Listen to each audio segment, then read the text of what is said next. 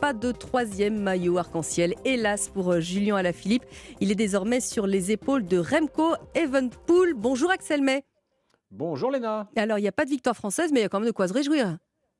Bah oui, parce que c'est quand même la troisième médaille consécutive pour les Bleus, après les titres de Julien Alaphilippe en Italie, puis en Belgique. Christophe Laporte, l'un des meilleurs Français de la saison, a réglé au sprint le peloton pour s'emparer de l'argent en Australie. Vu le déroulement de la course, on n'a pas à cracher sur cette médaille, a déclaré le sprinter varois, car avec un Julien Alaphilippe diminué par les blessures à répétition, les Bleus sont inclinés face à celui qui était l'un des grands favoris de cette course disputée aux antipodes, Remco Evenepoel, le petit cannibale belge qui s'est mis au cyclisme adolescent, hein. À 16 ans, rendez-vous compte, il jouait encore au football à un niveau quasi professionnel et à 22 ans, le voici champion du monde après avoir gagné cette année Liège-Bastogne-Liège et la Vuelta, le Tour d'Espagne. Écoutez sa réaction au micro de nos confrères de la RTBF. Ouais, c'est incroyable. Je pense que c'est une saison magique, quoi.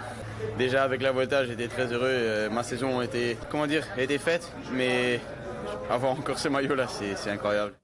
Voilà, incroyable phénomène, Remco Evenepoel avec son petit gabarit, son physique presque rablé, son visage à peine sorti de l'enfance, déjà champion du monde chez les juniors en 2018, médaillé de bronze au championnat du monde de contre-la-montre en Australie il y a quelques jours. Il s'est donc imposé en solitaire sur la course en ligne et à l'arrivée, il a même eu le droit à une chaleureuse accolade de Julien Alaphilippe. Il faut dire que les deux hommes courent dans la même équipe professionnelle, l'équipe Quick Step. Bref, on est heureux pour les Belges et on n'est pas trop déçus du côté des Français. Merci Axel.